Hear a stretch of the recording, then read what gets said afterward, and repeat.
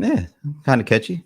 Yeah, I'm into it. I think it'll stick in my head for the rest of my life. It's like the only intro that I do because we don't do them for the Sierra players. No, If you admit it.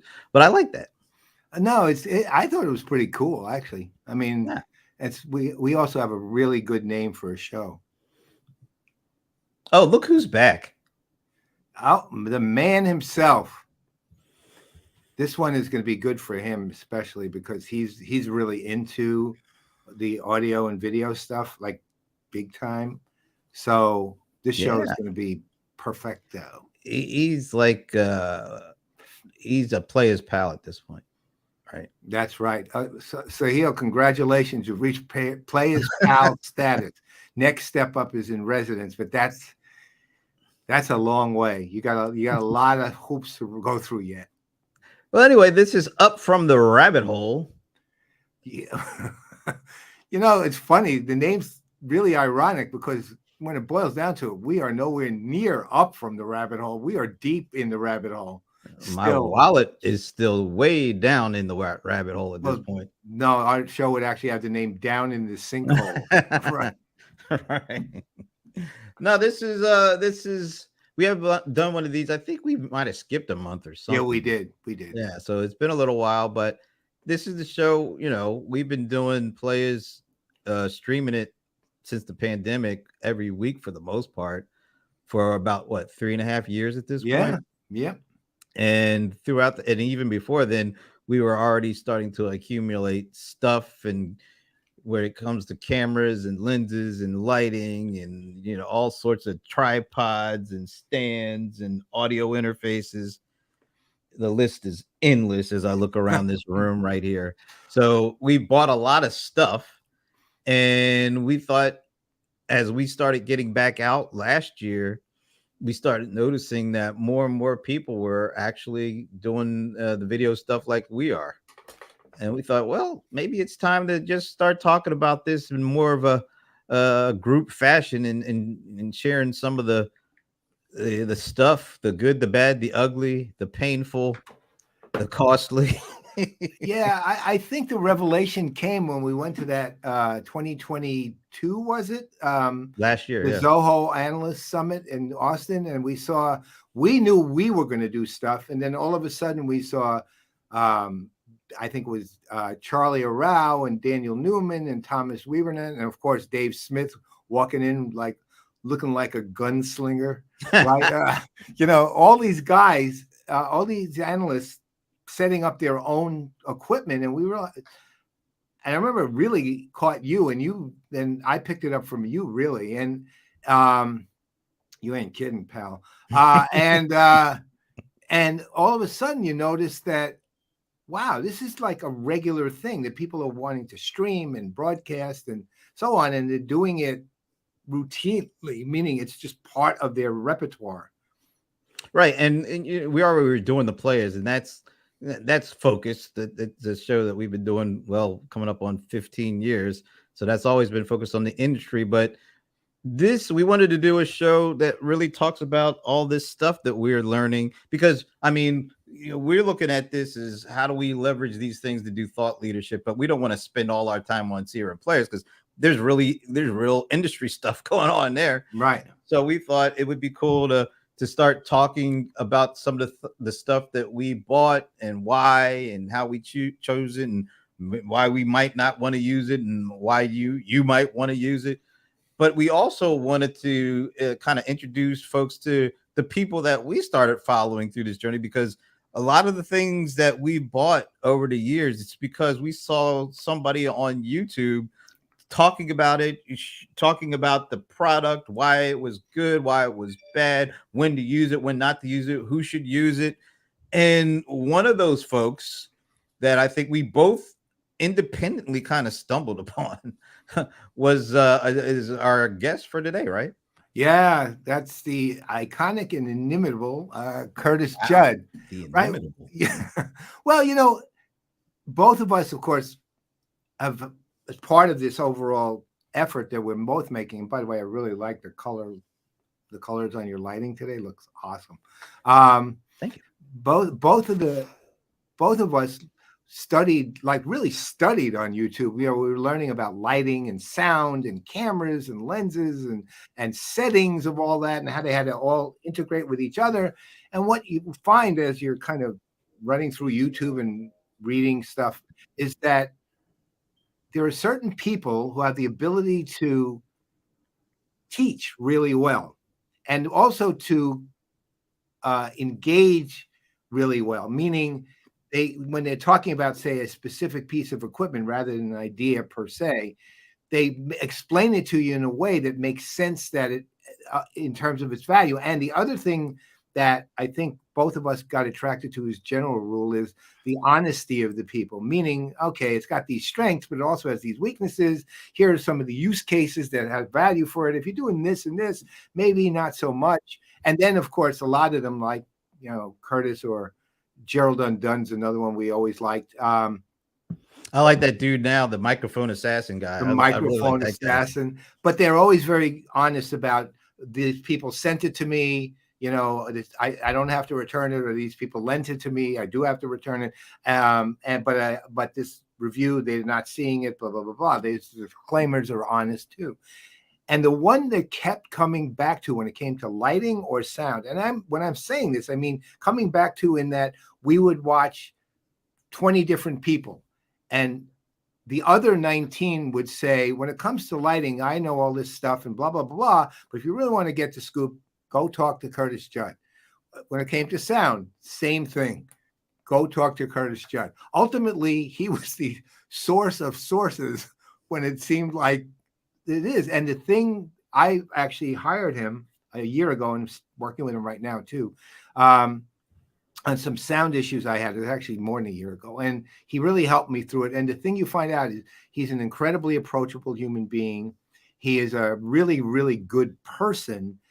He is able to work with people in a way that he can explain things, and he knows, the best way to put it, his knowledge is so vast that he can draw on his expertise and his knowledge of the whole market industry and everything else to pinpoint what you need to do, small or large, in a way that you actually understand. And look, his audience, a lot of the audiences that pay attention to him are people in the lighting and sound world, or they're in media as a profession. Okay, where our audiences, the people who are listening in today, the people who will see the clips after this, are much more oriented toward, you know, well, I'll put it this way. When we say the word bouquet or bouquet, they'll think it's either flower bouquet or it's a name of a Turkish coffee. When somebody, it actually is the name of a Turkish coffee, by the way. I would go with the flowers. Right. But when you're talking about it, it means blurry background, so to speak. More to it than that, but that's kind of what it means. Like what you have, for example, mine is very light, but yours is a little more preeminent. Curtis has a way of bridging all those worlds. So I don't have a clue if he's here yet or not, but not yet. But okay. You know, before we bring him on, yeah, let's do this. We'll take this comment from Sahil. He says he think he spent $12K on all these gears. You guys are probably in some 100Ks. Nah, probably not quite there. Maybe combined. Not some hundreds. Right. I think I'm probably getting close on my own though, because I was looking around, and you know, I have those five scammers, and those, you know, they're probably, I think I probably spend about on average 2,400 per. Right. So that's about 12, 15K, maybe 14, 15K. Yeah. And my first Trickster. Oh, yeah. Forget that. That was 10K. So I think I might. I mean, over to like 7 or 8 years. And this is not to be bragging. It's just that I'm actually kind of astounded. Well, I'm probably not there yet, but I haven't been buying gears for 7 or 8 years either. I did buy gear years ago, had no clue what I was buying, never used it, and ultimately gave it away to people on Curtis's show. It was hardware that you can now get in, like, you know how they have the Aphex processors and all that stuff in the Rodecaster Pro mixer, built-in software? That was hardware. Yeah. I had that hardware. Yeah. That's what I mean. I had no idea what I was doing with it. Now I do, but I'm probably getting to where you are, but I'm not there yet. Yeah. So once again, one of the things that we both first started out with was this Lumix GH5, which we will be giving away. We were going to look at trying to do it today, but here's the deal, folks. We need at least 50 folks to be entered into this before we could give it away. We're nowhere near that at the moment, so we're gonna keep it open. So Stump the Godfather once again is the way to enter yourself. So the ones who have already participated in the last 2 weeks, you're good. We got you, but we need more people to participate in Stump the Godfather, which basically means watch CRM players. And about 3:15 Eastern on Thursday, thereabouts, we typically do the Stump the Godfather, which is the Venerable Paul Greenberg's favorite part of the show. Yeah, I'm not planning. By the way, we'll do the giveaway this week, but I'm not planning on being there. Not from 3:15 to 3:20 some odd. I'll be off the air. So we do Stump the Godfather right about then. So I pose the question, and we give you an opportunity to answer it in the comments section before the Venerable one answers for himself. And that, just by doing that, you get entered. Now, once again, the one stipulation is we can only ship in the US. So if you don't live in the US, but you know somebody who does, we'd be glad to ship it to them there and they can take it from there. Or if you happen to be going to one of the gazillion events we're going to be at during the fall, we'll be glad to bring it along and hand it off in person. So, or if you want to, you can pay for international shipping. That too. Multiple ways. We aim to please. That's right. So that's it. That's the update on that. So that means next week and next week on the players, it's a very, very special players because we're actually dedicating our show to the CRM Magazine Awards. So the folks from the editors, Bob Ferneckes, who's the publisher, and Lynn Cly. You know, for like 10 years, I thought it was Lynn Kyle, and he never ever corrected me. He just, Lynn is so laid back. I was calling him Lynn Kyle forever, and then I looked. Wait a minute, that's Cly. So it could be Clee, but it could be Clee. I think it's, well, you don't know. No, I think it's Clee, but that's okay. Okay, well, I don't know. I may be wrong too. I don't really know. Well, Lynn. So they will be joining us next Thursday. It's a special show, the CRM Magazine Market Industry Leaders Awards, 11 categories. We're going to go through them all, and all the vendors you ought to be watching. All the vendors, you really need to be watching that one. It's a big one. And you guys, you watch the watch list. Watch the watch list? They did. They watched the watch list. Now it's time to watch CRM Magazine. Did you listen to the watch list? I'm just curious. Is there? No. Oh, you could read the watch list. Yes, you could read the watch list. Right. Okay. By the way, our guest is in the green room. So do you want to do the official intro? I already gave the unofficial one, which he missed because his ears. I can't see the green room, but his ears would have to be red. So this gentleman, his name, Curtis Judd, he is the source of sources when it comes to lighting and sound, and not only in their own industry, the lighting and sound industry, but for people in our world too. Brent and I both independently ran across him several years ago, and both of us were blown away by his ability, not just what he knew and his experience and his knowledge, but his ability to present that experience and knowledge in a way that actually was, let's call it, consumable by terms we're all using, meaning even for people like us who knew nothing about it. I'm just glad you didn't learn snackable, because I don't like snackable. I know I'm not into snackable. That's tweets are snackable, God. Right? Like hangry or sangry, right? So Curtis, you will find, we're bringing him on. We know you guys don't know a whole lot about anything. On the other hand, you are interested in, or if you are going to watch it during the clips only, you will be watching it for the why you should be thinking about sound and lighting and live streaming and talking with, if you're representing your company, especially, why lighting and sound should not only not be a distraction, but potentially be an enhancer of the experience. Curtis can cover it all. And he is literally my favorite person in that entire industry. This is the man. Welcome, Curtis Judd. And there he is. Wow. Thank you.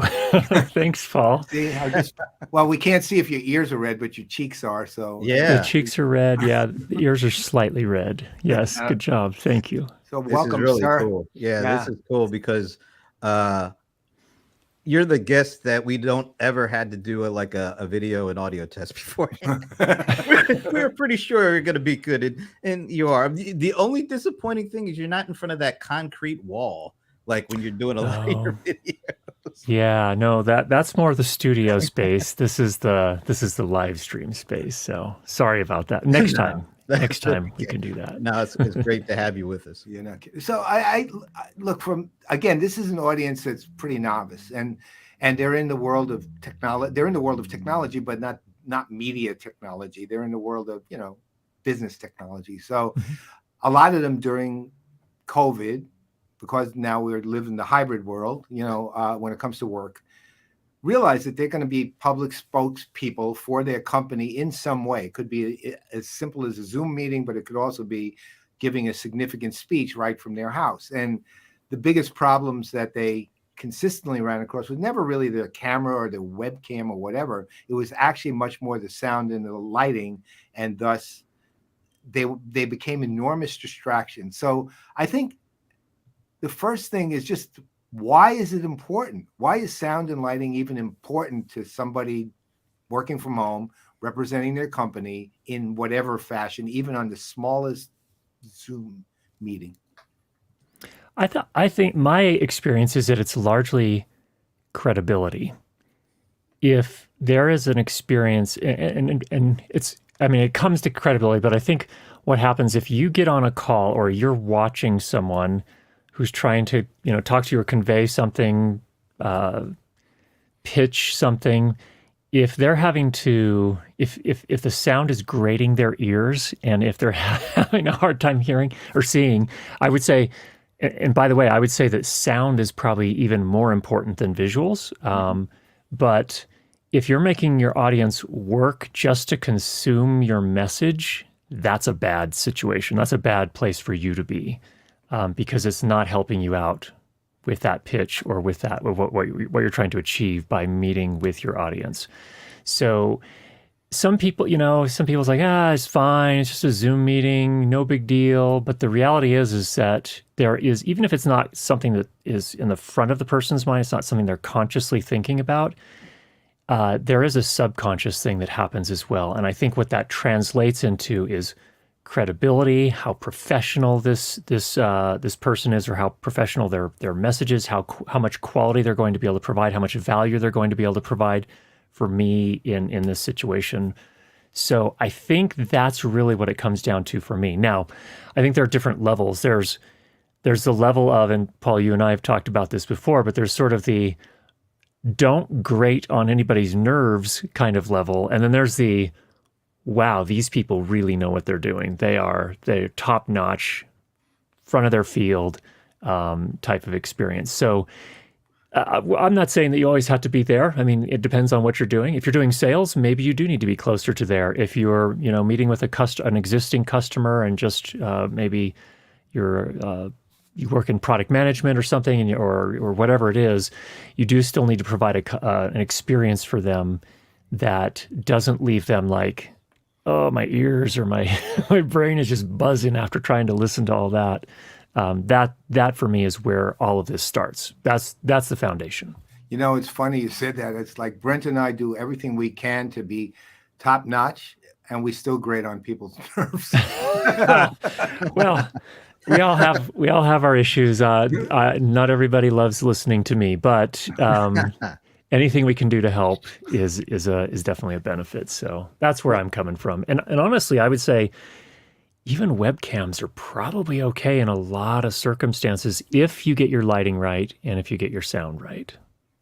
Well, speaking of sound, I have headphones on, and we do these shows every week. Some of them we do multiple shows, and the audio that's coming in here from you is so much better than what I've heard from anybody else so far.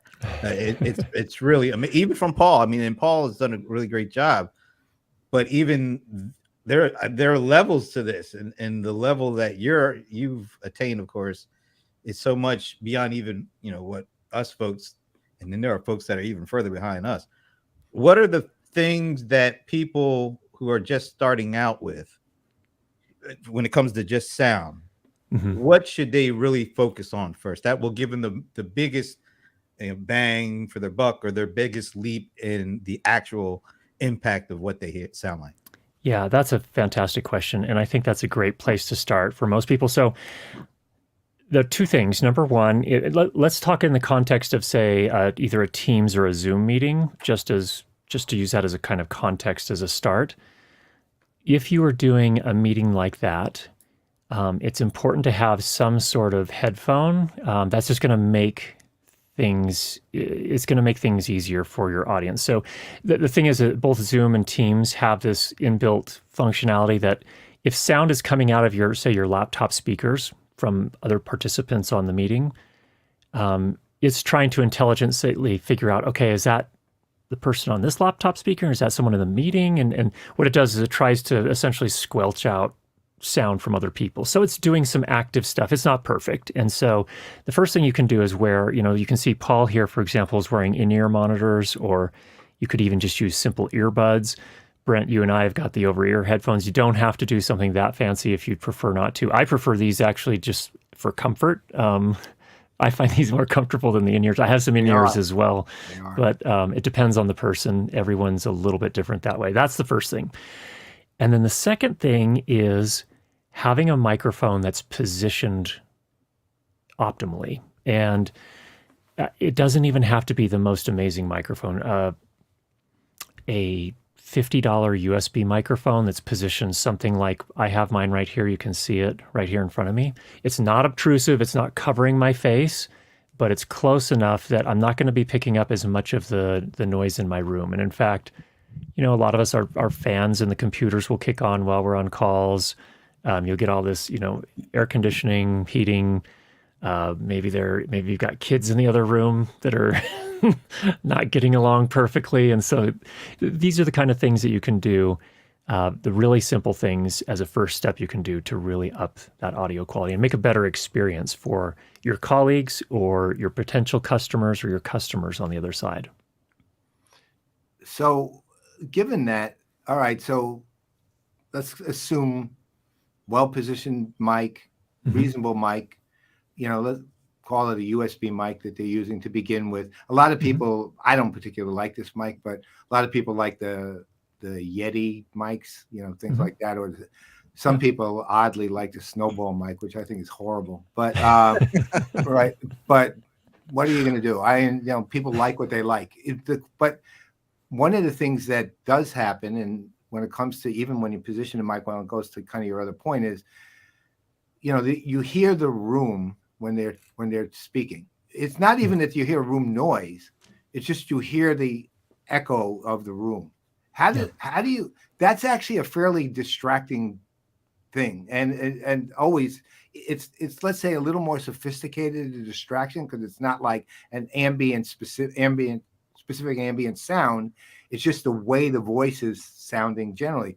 How do you again, as a beginner, how do you start dealing with something like that? Because there's a lot of that coming on. Yeah. Well, let me do a couple things. I just noticed there's a noise in my room that I wasn't anticipating today. Okay. There we go.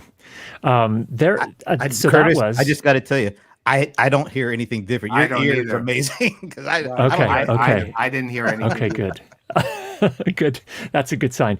So, there are some practical things that you may or may not be able to do. It depends on your situation. If you're doing something really special, if you're on a really important sales call, if you're doing a live stream, those might be cases where you might, if you've got a really noisy air conditioner or heater or something, try, if you really want to up your game, find a way to just at least disable it while you're doing the call or while you're doing the stream. That's a tough call for a lot of people. I realize I'm not here to say everyone must do that or you're not taking things seriously. Understand that can be done in some cases, can't be done in other cases. Here, for example, it's a little bit warmer. I don't have air conditioning in this room. Me either. So what I do during the summer is this door is actually a little bit open. It opens into my basement area, which is a pretty cool space. So I just let that passively cool the room a little bit so that I don't have to have some fan running in here or something just to keep me so I'm not sweating on camera. So those are little things like that you can do. If you've got extra computers that are running that you don't need them running at the time, turn them off. Just the best thing you can do is eliminate noise. You can go beyond that. Obviously, people are going to be, yeah, Curtis, of course your sound is great. Look at all these, the sound panels that you have. Yeah, I mean, I do this professionally, so this is also my mix room, so I need something to manage that when I'm listening back and doing really careful listening for mixes. You don't have to do something like this, but you can. And also, by the way, if I were to choose these again, I wouldn't have chosen these kind of beige color. I would have gone a lot more exciting colors like Paul did with his setup there. Just something that's a lot more fun to look at. So those are some things. But you can also do one thing that's interesting, especially if you have your microphone on the desk like this. If you've got a desk, especially a larger desk, that's a hard, flat surface. And what does sound do when it hits a hard, flat surface? It reflects. It comes right back. That's where we get this sort of echo or reverb sound. If you can do anything to soften some of those hard surfaces in your room, that will make a huge difference in terms of that reverb and echo. So you're not getting as much of that picked up by your microphone. So having the microphone close will help first of all, but secondly, if you can manage that reflected sound by putting soft things. So for example, I've got a tile floor down here, but I've got an area rug over it to help mellow out the sound in this room. You don't have to do anything like this necessarily either, but if you can, just temporarily, I've got a sound blanket sitting on my desk right here in front of me underneath the microphone and across the desk surface. So I don't have as much of that sound reflecting back and being picked up by the microphone. So again, these are just some ideas to work with to start. And again, you don't have to put anything up permanently. If you can just do these temporary things when you're on those really important special calls or live streams, it can just make a really big difference in the overall experience for your audience. So before we move over to the lighting phase, the lighting phase. What vocal? I'm into this vocal chain thing now. So I'll tell you what mine is, but I am really interested in what you're currently using right now. Okay. So I have the Electro Voice RE20 mic, and that I wanted to try out the Neumann MT48 audio interface. The kind of wow, yeah, wow. And then that's just going into my laptop and going into StreamYard. So that's currently what I'm using right now. But what are you using right now? And how does what is the importance of the full audio chain to all this? Okay, yeah. I mean, it's interesting. We're in 2023 now. This technology has changed so much, especially in the last 10 years. The quality of what you can get at much lower prices today than what you could 10 years ago. It's just an astonishing difference. There are actually USB microphones from my standpoint that, I'll cover mine in just a second here, what I'm using, but there are USB microphones. Rode makes one they call the NT1 5th generation. right. That microphone it's less than $300, but it's as good to my ear. Oh, look, Paul has one right here. Fellow gear junkie, Paul, thank you for that. But those, you can buy that for, I think it's $200 and some dollars, $250, somewhere around there. But that microphone is capable of producing sound quality equivalent to a $3,200 Neumann U87 microphone to my ear. In fact, I think it actually, on my voice, it sounds better than the Neumann. And I have a Neumann. I have that Neumann exactly. Look at this, Mr. U87 right there. Yep. Yeah, beauty. I just got it. Haven't set it yet. Okay, so I wanted to get that out of the way first. So what I'm using here today, I am using a microphone here called the Earthworks Ethos. They call it a broadcast style microphone. It does have kind of a pretty and there's Paul's. Exactly. So that came because of you, by the way. That was literally because of what you did on it. Well, I'm sorry, and I'm also happy for you at the same time. Oh, you cost me about 15,000 at least. Well, I'm sorry for that as well. But this goes. I have this running into a little mixer called the Mackie DLZ. This is actually made for podcasting and live streaming. Again, not everyone needs something exactly like this, but that's just what I happen to be using right now. Then I actually feed the audio out of that into my camera. You can feed it directly into your computer via USB, and then it's fine for any Zoom meeting, any Teams meeting, any if you're going to be live streaming here, for example, today. I don't know if we can we talk about what we're using for our live stream? Yeah. Sure. We're using StreamYard, so it's feeding the audio directly in there. That's it for today. So I have also streamed with much more modest setups and you can still get great results with those as well. Like I said, I mean, there are some $50 USB microphones out there that are probably if you position them correctly, they're a substantial step up from just using the inbuilt microphone on your laptop or your computer. So it's about the position. It's largely about the position and managing the noise and the reflections in your room.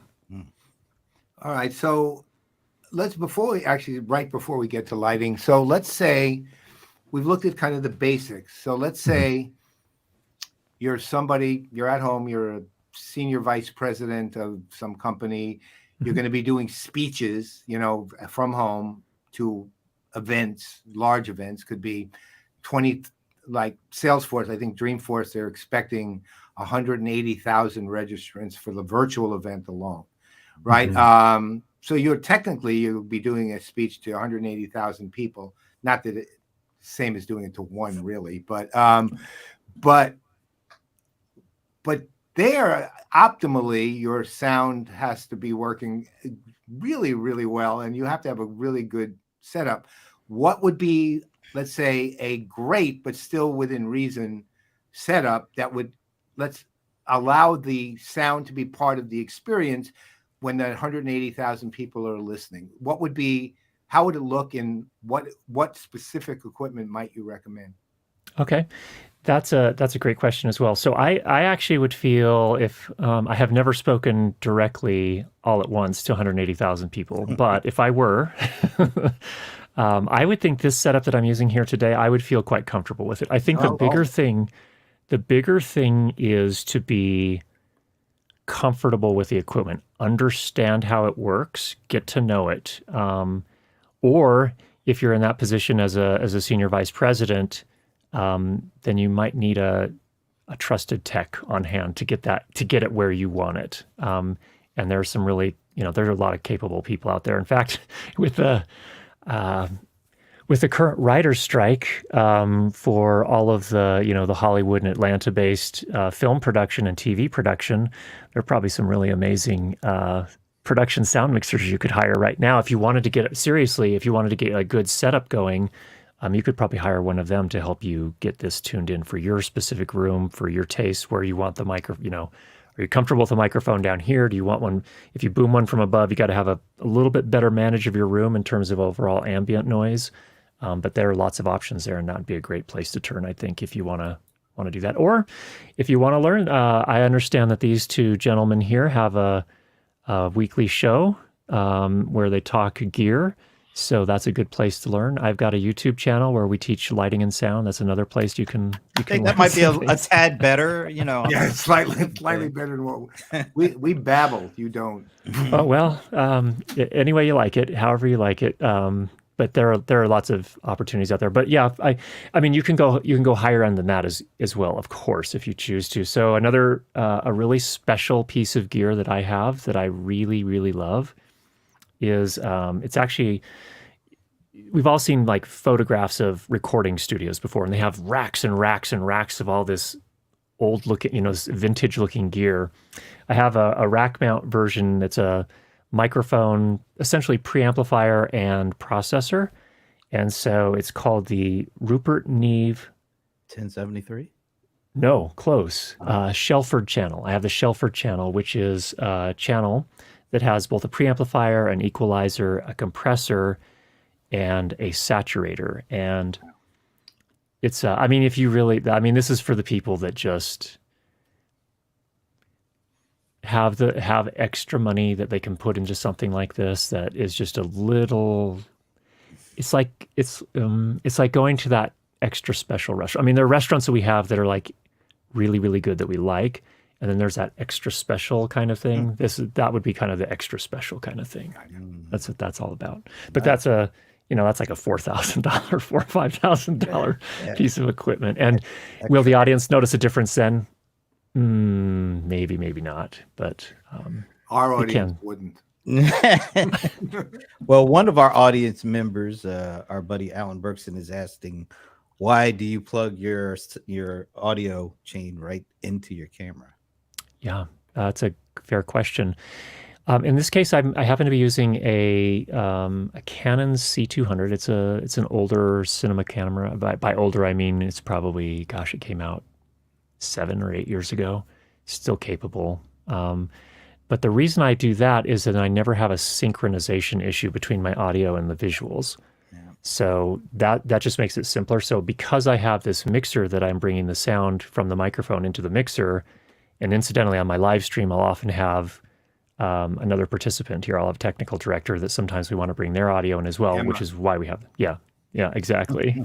Emma or Danny are going to fill that role. But I can go directly out from the mixer into the camera, and then there's no synchronization issue. It won't drift over time. It will never get out of sync. So you have to be careful. Some of the less expensive cameras, their audio circuitry is not quite as good. So it's hard, I would just test beforehand. If you're going to consider doing that, just test it out a little bit and make sure that works. Another option, of course, is to, if you're using OBS to do your stream, or even if you're using OBS to join a Zoom call or a Teams call, which you can do, OBS allows you to apply a little offset. So I actually have a video over on my channel we just covered where I kind of walk you through the process of figuring out how much of an offset you need to apply if you are experiencing an audio and video sync issue. It's a pretty simple process. You just make a recording where you clap a few times, you count how far off it is, and then you apply that offset into OBS, and that solves the problem. So That's why I do it into the camera. Just super simple, no sync issues. I like that narrative. How about you, Alan? Inside joke there, Curtis. Alan knows what to talk about there. All right, let's talk a little about lighting. Now I have to admit, I kind of feel good about the lighting thing, but I'm going to show. So this is what it looks like, right now. But I have another camera, and this is this is the same room, but this is what it looks like. Ooh. Coming from behind. So it's like lighting. You can do so many interesting things with lighting. It's kind of hard to believe I'm in the same room, but I am literally in the same room, but this is just different venture points. So that I'm using, that's the Nova, and I have it pretty high up, and it's at that 45-degree angle. And then I have a couple of what are those things? Those Amaran things. Which ones? The tube lights? Was it the P60s? No, the MC. I don't know. I got two. Are you talking? I don't know what I got here, Curtis. Oh, the P60C. Yeah, that's whatever. Actually aperture. Yeah. Yeah, the apertures. Yeah, absolutely. P60C. So I got two of those, and they're the ones giving me the color. But I use that one, and then I do have a 120D, but I don't need it because I'm pretty happy with the lighting. But can you talk about? It's kind of funny how you can have lighting and be in the room. It can look from this perspective, it could look like this, and from this perspective, it could look like that. But can you talk a little bit about lighting and what people need to know who are really unfamiliar, but they want to look good. Maybe they don't have a ton of money, but what are some of the things they can do with the right lighting that can really help them present the way that they want to present. Yeah. Again, yeah, lighting is also critical for credibility and for the experience of your audience, because if I can start with this, if people can't even, like, if they can't see your eye, like the way we as humans connect at a psychological level, we have to be able to see each other's eyes and be able to look into each other's eyes. And that does a ton for just establishing a clear relationship, for establishing trust, establishing credibility.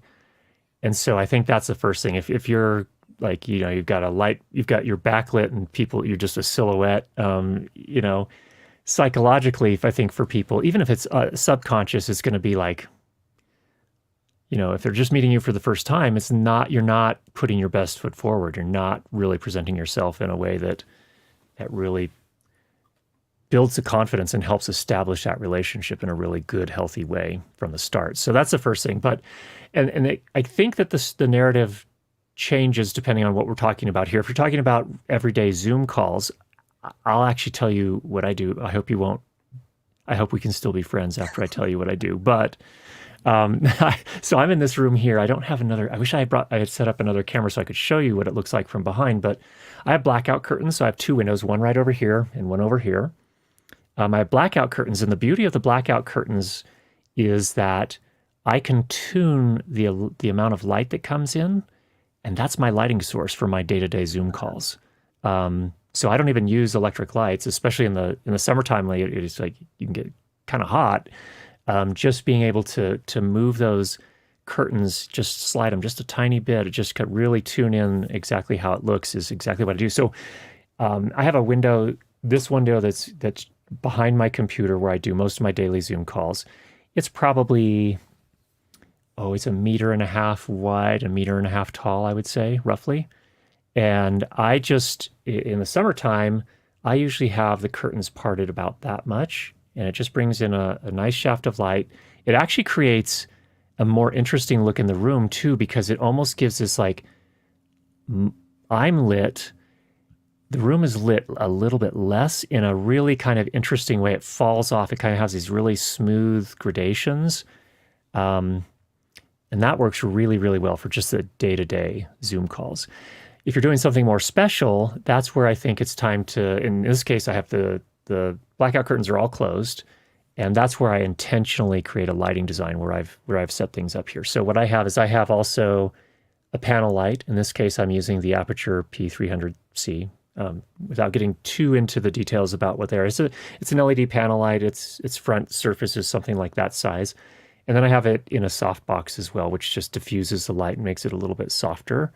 Makes the transitions from light to shadow a little smoother. You can see I've got this light kind of hits on the cheek underneath the eye right over here. So it's wrapping around my face like that, which is also, by the way, it's a better look. It generally looks, it's more pleasant to look at, unless you're doing a film noir type of piece and you're trying to pitch people that you're the right person to hire to make this new film noir movie. But otherwise, you generally are going to want that soft light. We have some other things going as well. So I have another light that's actually right just out of the frame here. Oh, actually, I can show you this, I think. Oh yeah. See that there's a stand there. Yeah. So there's another panel light. What direction was that pointing? Because it looked like pointing away from you. Exactly. It is pointing away from me. It's actually pointing up into the ceiling and the corner there, and it's just bringing the ambient level of light in the room up just a little bit.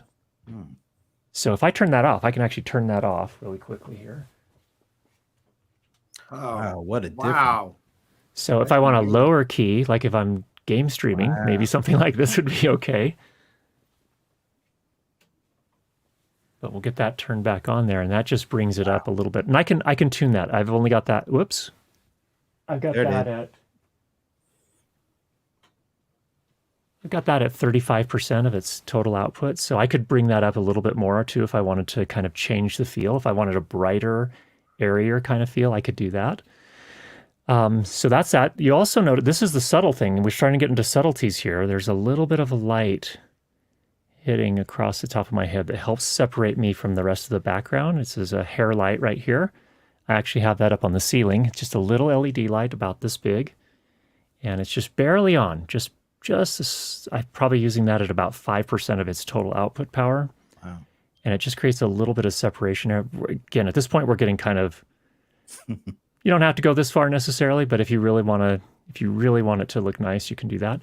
I've got a tube light behind this panel right here up on the door, just giving that color. And this is color contrast. So if you look at color theory, if you consider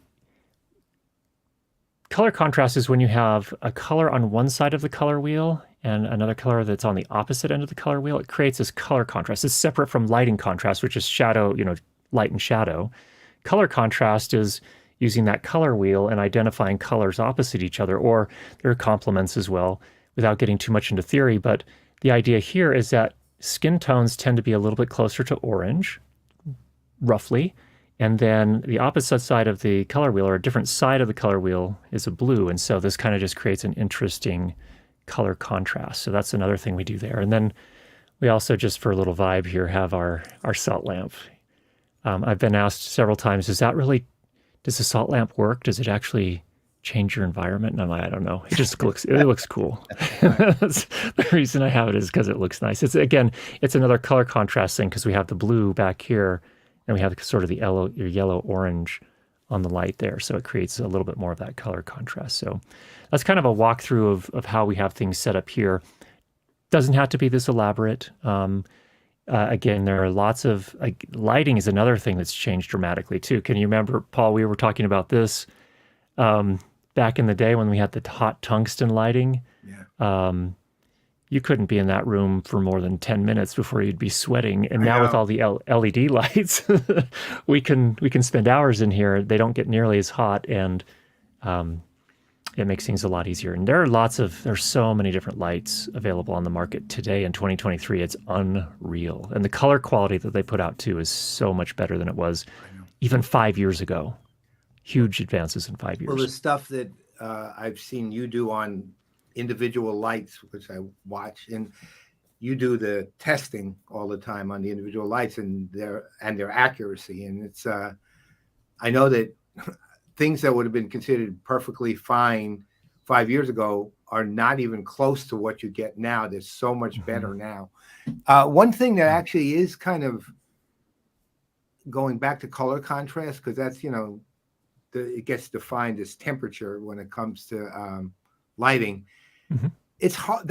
I always found that to be like kind of hard to get it, because on the one hand you have flesh tones, and then you have everything else, right? Mm-hmm. And everything else in flesh tones, because it's not like you have an infinite series of lights and one of them just focuses and it's perfectly round and focuses right in on your face, and everything else doesn't, right? You have to literally somehow work all these different lights so that on the one hand you get as close to actual natural flesh tones as you can, and then in the meantime do all these other things with the lights without destroying, without your face turning entirely orange, right? So how do you let's say this, given you were dealing with people who are just starting out, what's the simplest lighting plan they could have that still maintains some approximate, flesh tone with some options too? Yeah. Okay. That's a good question. So if you get a light that has a color tuning setting of some sort, so you can change the color temperature, what I would probably start with is set that for your main light, for the key light, and the key light is the one that's lighting your face. I would set that to daylight, and the daylight temperature is typically 5600 Kelvin, 5600 Kelvin. That is where, and I would base everything else off of that. So once you've got that dialed in and you've got it looking good, you can see your eyes, the light, preferably I wouldn't put the light directly above the camera straight at you. I would generally put it off to the side. So for example, my camera's right here, my light is off to the side right over here, and it creates a little bit more, same with Paul, same with Brent. You guys have your lights off to a side just a little bit because it creates a little bit more dimension to your face. So we're working in a two-dimensional medium here with video. Having that lighting that goes across your face a little bit just brings a little bit more dimensionality to your face, so it doesn't look so just flat on, like, like the police have put their a floodlight on you. Instead you're getting something that looks a little bit more interesting and has more dimension. And especially once you add, that's where I think a hair light adds a little more dimension too, because now I've lit myself in dimensions. I have the key light that's coming across me right here. Now you can tell it feels more three-dimensional just because there's this light back here as well. So those are some things you can do, but everything else. So once you get your key light, Paul, to answer your question, once you get your key light set and the skin tones the right, where they're supposed to be, then you can start to go and start playing with these kind of things and adding the accents, the spice, the pepper, that makes things kind of interesting there. And what I would generally do is try to keep those off of the face of the person. So for example, this tube light back here is hidden behind a panel and it's hitting up against the wall as opposed to shining back towards me. This little guy back here, he doesn't put out much light, so don't have to worry too much about him. And then the key light is also, the hair light, I just matched that to the key light. So that's also at 5,600 Kelvin on the color temperature. This one is at 6,500. This is what it would look like at 5,600. You can see it probably looks a little better, actually. Here it is at tungsten, which is 3,200, which is the farthest orange you can get it. Mm-hmm. Right? Oh, wow. Yeah, we see that. This is 4,300, and then back to daylight, and then back to 6,500. So you can see 6,500 picks up a tiny bit more of the blue. And you can kind of, if you're looking for it, if you don't know it, you're not going to pick it up. But if you're looking for it, you can see it. Okay, so guys, which one? This is daylight. This is 6,500. Which one? I'd say daylight. Brent? Either one looked good, actually. There were slight differences. There's a little bit more color in that one. That's daylight. Yeah. The thing that's interesting too, I don't know if for those that are watching, if you notice this, but it also takes a few seconds for your eyes to adjust. There's some psychological stuff or some brain stuff going on there. Your vision system and your brain were kind of adjusting to the difference there. So this has really been great. I got to wrap up, but I want to get to Alan's question before. And then we want you to talk about how to reach you. Right. So Alan is saying, getting back to sound, Alan is worried about the sound. Totally understand that. What can you do to help balance sound with multiple participants? And I think what he's saying is, we're all in these 3 different locations. We got 3 different kind of mics, different quality levels. Some sound better, some sound clearer, some are louder. How do you deal with that? Yeah, this is always a challenge. So that's mixing. That's a fundamental of mixing sound, is you got to get the different people at the different levels. What I typically do when I have a live stream with multiple participants is I'll have a sound check beforehand. If, for example, we're using StreamYard, like which we are here, which is an online platform for live streaming, what I can do is I can get another computer and join with that other computer to the live stream session. And on that other computer, I will have a loudness meter running. So it's just an app called, in my case, I use one called Julian Loudness Meter, Youlean. It's free. I run that on there, and then I bring that computer in as a participant, and then I have each of the people that are going to participate in the live stream talk, and that meter will tell us where they're at. So we might say, hey, Paul, you need to up yours by, go increase your input level by 2 dB. And then test, and then that's how I would level everybody so that everyone's at the same level. I think Alan had mentioned earlier that I'm louder than the 2 of you, so I apologize for that. No, but, you're sounding the way we want to sound. Right, exactly. Well, exactly it. But that's at a very high level. That's how I would go about that. I've got a video with all the specifics over on my channel, so if you want to check that out. But if you just do a search for Curtis Judd on YouTube, if you do a search for Curtis Judd live stream loudness, you'll find that video, and then I actually have. I've used it sometimes because I'm not typically using it with other participants. I'm basically using it for myself half the time. And I have Julian. It's actually, there's a learning curve to it, but it's not insanely difficult. But once you get it, it actually is incredibly useful. And the amount of things you can do with it are kind of mind blowing, really. Yeah, that's really the trick, to Alan's point. If you have multiple participants on a live stream, that's another big difference for the audience. Is if you've got one person that's super loud and the other person is quiet, you're going to have your audience, like if they're really committed to, if first of all, if they're not really committed, you're going to lose them. Second, if they are committed, they're going to have to be on their volume knob the whole time. Like, oh, Yeah, now well, Curtis is talking. I got to turn him down. yeah, we had a bit of that this week. With one person sounded like they were in a cave, and the other one sounded like they were right in front of the mic, and it was kind of Yeah. Curtis, thanks again for making time. This has been great, and just once again, let people know the best places to find you, and also what you offer too, because you have such a wide range of things that you can do. Yeah, you bet. So the easiest place to find me is on YouTube. Just do a search for Curtis Judd, CurtisJudd. I've got two YouTube channels there. In fact, one, a lot of tutorials about lighting and sound and how to get the best lighting and sound. And then we also have a live session that we do once a week. That's at the Curtis Judd audio channel on YouTube. And that's actually an interactive one where you can actually, just like we're doing here with Alan, you can submit your questions and we can make sure that we get you some answers specific to your situation.